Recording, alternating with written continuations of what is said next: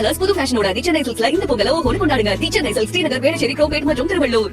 வைகை நீர்பிடிப்பு பகுதியில் பெய்த கனமழையின் காரணமாக வைகை ஆற்றில் வெள்ளப்பெருக்கு ஏற்பட்டுள்ள நிலையில் ஆற்றின் பார்வை காட்சிகள் தற்போது காணலாம்.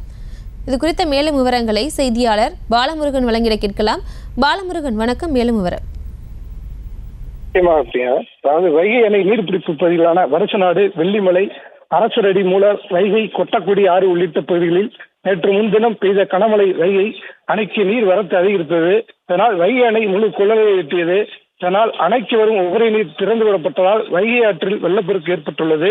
தேனி மாவட்டம் ஆண்டிப்பட்டி அருகே 71 அடி உயரம் கொண்ட வைகை அணையின் முழு கொள்ளளவு 70 அடியாக நிர்ணயிக்கப்பட்டிருந்தது.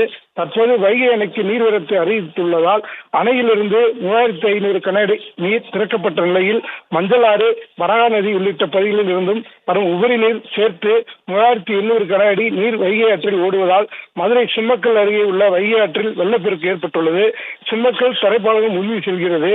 அதோடு ஸ்மார்ட் சிட்டி திட்டத்தால் வைகை ஆற்றின் இரு கரைகளிலும் சர்வீஸ் சாலை அமைக்கப்பட்ட நிலையிலும் அவற்றில் வெள்ளப்பெருக்கு ஏற்பட்ட நிலையில் வாகன ஓட்டிகள் சிரமத்துடன் வாகனில் கடந்து சென்றனர். மேலும் இதனால் போக்குவரத்து நெரிசல் ஏற்பட்டது. இதனால் ஏராளமான போலீசார் பாதுகாப்பு பணியில் ஈடுபட்டு வருகிறார்கள். வைகை நீர்பிடிப்பு பகுதியில் கனமழை காரணமாக மதுரை வைகை ஆற்றில் வெள்ளப்பெருக்கு ஓடுகிறது. அதை பறந்து பாதை காட்சியில் பார்த்து வருகிறோம்.